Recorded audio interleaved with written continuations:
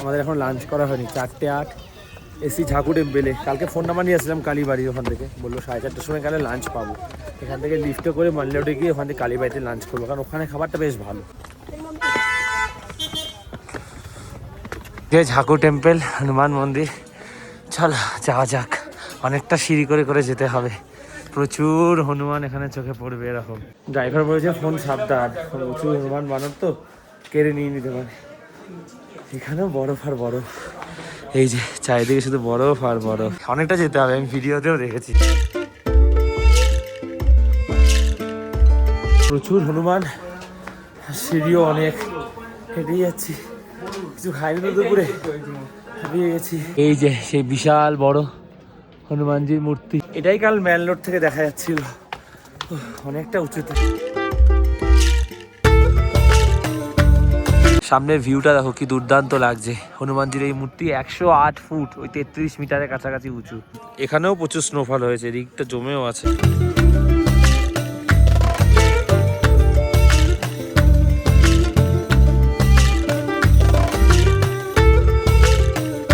এই যে সামনে মন্দির ঝাকু টেম্পল, কি অসাধারণ লাগছে। আমরা যাবো মন্দিরে, তবে তার আগে গৌরব বাবু এখানে কেনাকাটা করছে, নানা রকম জিনিস। এই দুটো কিনেছে, কত টাকা নিলে দুটো? 20 টাকা করে। এখন এই পতাকা দেখছে, আরো নানা রকম জিনিস আছে, এগুলো পিতলের।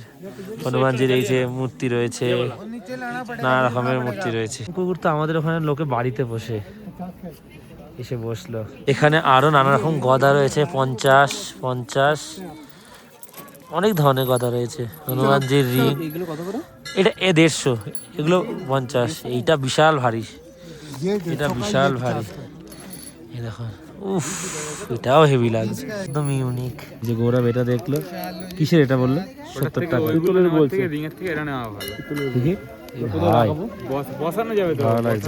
এটা কত বললো?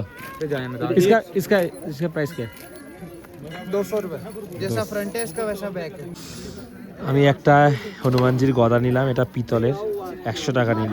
আমি আর বাবু প্রথমে মন্দিরে যাচ্ছি, কারণ জুতোটা রেখে গেলাম তো, হয়তো হনুমান নিয়ে চলে গেল। এই যে জয় হনুমানজি, জয় শ্রীরাম। ও অপূর্ব। প্রথমে আমরা মন্দিরের চারপাশটা ঘুরি, তারপর হনুমানজিকে দর্শন করবো। এখানে অনেকটা ভিড় হয়ে আছে। ছবি করা হয়েছে, যে গল্প পৌরাণিক সেগুলো এখানে তুলে ধরা হয়েছে। এই যে হনুমানজি সূর্যকে খেতে গেছিল সেই দৃশ্য, মা হচ্ছে গিয়ে সীতার কাছে গেছিল আংটি নিয়ে, সেই দৃশ্য। এখানে রাম লিখে হনুমানজি যে পাথরের সেতু করেছিল। তুমি রামচন্দ্রকে দেখো আর লক্ষ্মণকে, দুজনকে কি মিষ্টি লাগছে। এখানে হচ্ছে গিয়ে রাবণের সাথে যে যুদ্ধ, সেই চিত্র তুলে ধরা হয়েছে। মা দুর্গা এখানে আশীর্বাদ করছে, দুজন বসে এখানে হনুমান চালিসা পড়ছে। প্রসাদের এখানে দেখো, এখানে এই লঙ্কায় আগুন ধরানোর দৃশ্য। লাইনে দাঁড়িয়ে আছে আপাতত, বেশ ভিড়, সবাই পতাকা নিয়ে এসে। এখানে ব্রাহ্মণ রয়েছে, তিলক পরাচ্ছে, পুজো দিচ্ছে।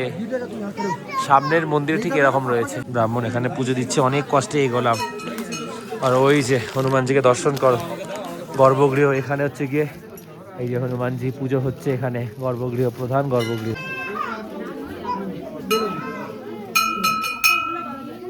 মন্দিরের বাইরে অব্দি এবার লাইন চলে গেছে।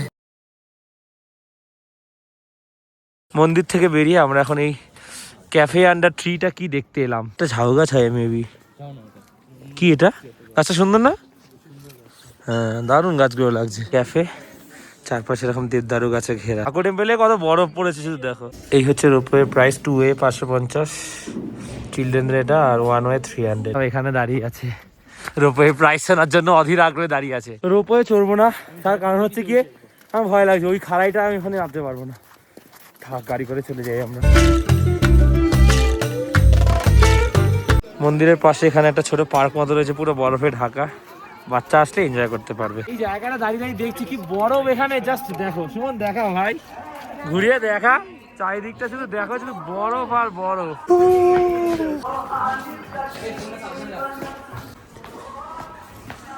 আরো একটা মন্দির এখানে রয়েছে, ঘুরে আসি চলো। এখানে বললো বাবা বালকনাথ আছেন উনি, অপূর্ব অপূর্ব। ডান দিকে আরো একটা মন্দির, হরগৌরীর, শিব পার্বতীর মন্দির। এখানে ভোলে বাবার লিঙ্গ রয়েছে, কি সুন্দর ওনাদের স্বাদ। এখানে লক্ষ্মী নারায়ণ আছেন। সাইডে এরকম আরও ছোটো ছোটো মন্দির করে ভগবান রয়েছে, এদিকে এদিকে সব দিকেই আছে। দেরি হয়ে গেছে, ওরা গাড়ি চলে গেছে, ফোন করছে, সো আর সময় নষ্ট করা যাবে না। চলো, এখান থেকেও ম্যান রোডে যাওয়া যাবে, এই রাস্তাটা ম্যান রোড অব্দি যাচ্ছে, আর লিফটও যায়, লিফটে সম্ভবত 50-60 টাকা নেয় ম্যান রোড অব্দি, সেটা কোথা থেকে আমি জানি না। আর হনুমান মন্দিরে যদি কারো উপর থেকে আসতে অসুবিধা হয়, এই যেখানে এসকেলেটারও আছে, চলমান সিঁড়ি। মন্দিরের ঠিক সামনে কিন্তু এরকম খাবারের দোকান রয়েছে, ম্যাগি থেকে শুরু করে অনেক কিছু পাওয়া যাচ্ছে। বেশ হাওয়া দিচ্ছে, চলো এবারে আমাদের লাঞ্চের পালা।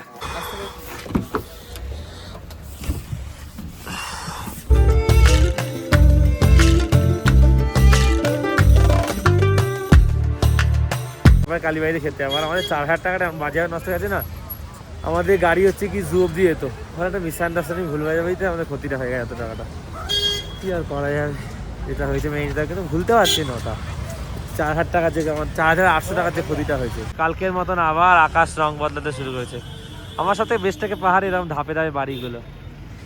এখন এই লিফটে করে আমরা ম্যাল রোড যাবো, ওই যে ওখানটা লিফট হয়েছে, টিকিট কাটতে এসছি, বেশ লাইন রয়েছে লিফটের জন্য, 4 জন 20 টাকা করে, যদি সিনিয়র সিটিজেন হয় তাহলে 10 টাকা করে। ফাইনালি এই লিফট খুলে গেছে, অনেক বড় লিফট।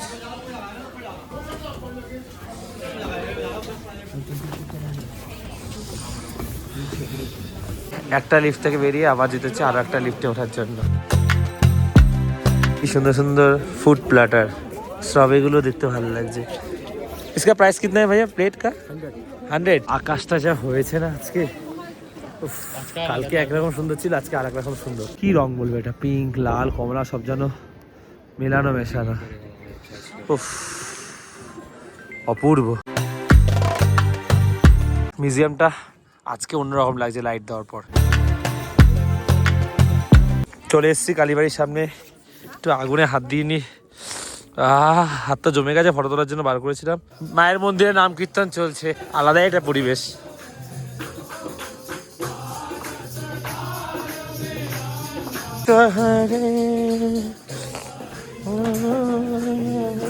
আলু পোস্ত আর এই ডাল, এই দিয়ে এখন শুরু। দিদির এখানে খুব ভালো খাওয়া দাওয়া পেলাম, আতিথ্যতা ভালো হলো।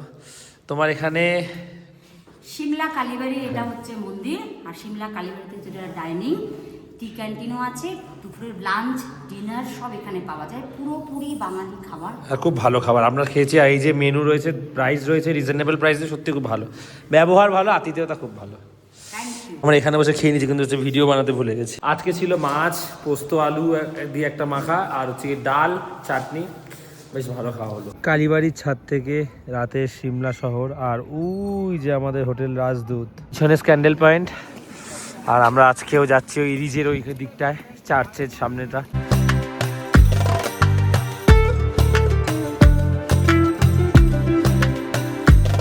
এই দেখো খালি গায়ে একজন বরফের উপর দাঁড়িয়ে ফটো তুলছে, আলাদাই ক্রেজ। এই ভিউটা দেখার জন্যই তো এত রাতে খাওয়ার পর হেঁটে এলাম। এখানে আসলে এরকম ঘোড়ায় চড়তে পারবে সবাই, ঘোড়ায় চড়ছে, ঘোড়ায় চড়লে 150 টাকা করে, এখানে কিছুটা পাক ঘোরাবে আর কি।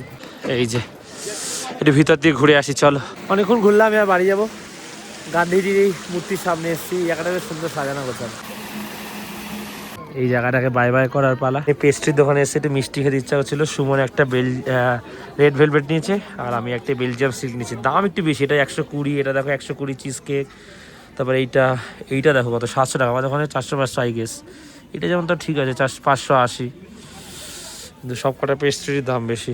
এখন আমরা শর্টকাটের আশায় এই রাস্তাটা দিয়ে যাচ্ছি, ঠান্ডা হাওয়া দিচ্ছে, আর দুজন দেখো কাঁপছে। কালকেও আমরা সেম করেছি, সোজা রাস্তা ছেড়ে ঘুরে গেছি, প্রচুর হেঁটে পা ব্যথা হয়ে গেছে। আজকেও সেম, সেই সোজা রাস্তা ছেড়ে ঘুরে ঘুরে শর্টকাটের ধান্দায়। এই যে এখন কোথা দিয়ে নিয়ে যাচ্ছে দেখো, শুধু এই বাবুটা আজকে, কালকেও বাবুটা। যাওয়ার পথে আরও একটা চার্চ পড়লো, ওই যে উপরে আলো জ্বলছে ক্রসে, সেন্ট মাইকেল ক্যাথিড্রাল চার্চ। কিষান বিশাল মাঠ ছিল, সূর্যকুমার যাদব নেমেছে, ইন্ডিয়ার খেলা চলছে, সিরিজ তো জিতেই গেছে, ওই খেলা দেখতে দেখতে যাচ্ছি, সুমন চালিয়েছে। এখানে যে কটা বাড়িঘর আছে সব কটা সবুজ আর হালকা হলুদ প্যাটার্নে, কালকেও যা হলো আজকেও তাই, শুধু নেমেই যাচ্ছে উঁচু উঁচু সিঁড়ি দিয়ে। ঘুরে ফিরে কালকে ম্যানলোর দিয়ে যেখান দিয়ে গেছি সেখানেই চলে এসেছি। 9:21 এই রুমে আসলাম, দারুণ মজা করে যাচ্ছি। খুব টাকা বেশি নিয়েছি, ওটা বাদ দিয়ে বাকি সব খুব এনজয় করেছি। তো আমি বলছি যে আমি তো ভ্লগ বানাবো, সেটা থেকে তো একটা আর্নিংস হয়। আমি আমার বন্ধু বলছি যে এই 3000 টাকা ট্রিপে, যেটা 4800 টাকা থেকে আমি দেবো, আমি বলছি খুফির টপে অনেক উঁচুতে যাবো, সেটা আমাদের নষ্ট হয়ে গেল। যাই হোক, ঠিক আছে, সব কিছু নিয়েই তো লাইফ। তো রুমে খাবার বলে নিছি, কারণ আমাদের একটু যেতে দেরি হবে, গান টান শুনছিলাম এতক্ষণ, ফ্রেশ হবো সবাই। তো ওরা 9টার মধ্যে যেতে বলে, তারা দেয় 9:30 হলে চাপ হয়ে যায় বলে। তো যাই হোক, আজকে আমরা রুমেই খাচ্ছি, সব ধরনের এক্সপিরিয়েন্স করা দরকার। হোটেলটা খুব ভালো, খুব সুন্দর, দারুণ একটা পজিশনে, আমাদের রুমের ভিউ ভালো, সব কিছু ভালো, পরিষ্কার পরিচ্ছন্ন, মানে ওনাদের সার্ভিস তো খুবই ভালো। সামনে একটা সুন্দর ভিউ দেখতে দেখতে আমরা আজকে খাবো, সব খাবারই সাজিয়ে রেখে গেছে। আর এই পেস্ট্রি দুটো তো আমরা এনেছি। 5:24 আমি বাথরুমে গেছিলাম, ফ্রেশ হলাম, ব্রাশ করলাম, এখন এই লাগেজটা গুছিয়ে রাখি, কালকে সকালে তাড়াতাড়ি বেরোতে হবে, 8টাতেই বেরোতে হবে ডট। এখন যদি না গুছিয়ে রাখি কষ্ট, ওরা আসছে, অনেকক্ষণ ফোন করছি, খাবার ঠান্ডা হতে যায়, আমার টাইম আছে, বেকার আমি টাইমটা ওয়েস্ট করবো না, গুছিয়ে রাখি। আজকে আমাদের সার্ভার হচ্ছে বাবু।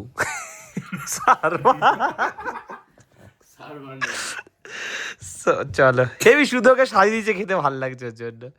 এইটা হচ্ছে সোসটা, আমি জানি এইটার এইটা চিকেনের গ্রেভিটা আমাদের টেস্ট বার্ডের সাথে যাচ্ছে না আর কি, এর জন্য মানে এখানকার ফ্লেভার। সিমলায় এবারের মতো আমাদের ডিনার কমপ্লিট। এখন খাওয়ার পরে বাবু এই মিষ্টি এনেছে, এটা খাবো, দারুণ টেস্ট এটার। এই পেস্ট্রিটার খাইনি, আশা করে নিয়েছিলাম, কেউই খায়নি, কারণ তেতো। কালকে যেটা পরে যাব সেটা হচ্ছে গিয়ে গুছিয়ে রেখেছি। আর টেবিলের অবস্থা দেখো, আর বেস্ট হচ্ছে এইটা টেবিলের ওই পারে। জিজ্ঞাসা করলাম যে এটা তেতো হবে না তো, বললো না না ঠিক আছে, এর থেকে কিটক্যাটে যেটা আছে ওইটা আনলেই ভালো হতো। অনেক ধরনের পেস্ট্রি ছিল, কিন্তু কি মনে হলো বেলজিয়ামটা আনি, এতটা ডার্ক আমি বুঝতে পারিনি। যাই হোক, বাদ দা, ভ্লগটা শেষ করছে এখানে। আমি ভ্লগ সব আপলোড করে দিচ্ছি, আর একটা বাকি আছে, ওটা কাল সকালে আপলোড করে দেবো, তাহলে যে কদিন আছি সে কদিনে আপলোড হয়ে যাবে। মানালিতে বিশাল স্নোফল হয়েছে আজকেও শুনলাম, আর আমরা যেদিনকে আবার যাচ্ছি সেদিনকেও স্নোফলের প্রেডিকশন রয়েছে। সো যাই হোক, ব্লগটা শেষ করছি, এবার শোবো, কাল তাড়াতাড়ি বের হতে হবে। ব্লগটা ভালো লাগলে লাইক করে দিও, আর দেবাইতে প্রথমবার আসলে একটু সাবস্ক্রাইব করে দিও। কেমন লাগছে এই সিমলা মানালির ব্লগগুলো সেটা অবশ্যই জানিও। সো আজ এতটাই, আবার কাল কথা হচ্ছে, চলো টাটা। শুনতে হবে, ভোগ করতে হবে, পরিষ্কার করে দিলাম। তুই যেখানে বসলে আমি ওইখানে বসবো, সবাই ওখানেই বসে। একদম। একটা মানুষ কতগুলো ফটো তোলে এক একটা পোজে, আর এটা বলা হয়েছে বলে রাগ করেছে। কোথাও খায়নি, শুধু তোমাদের এখানে খাওয়া বলে।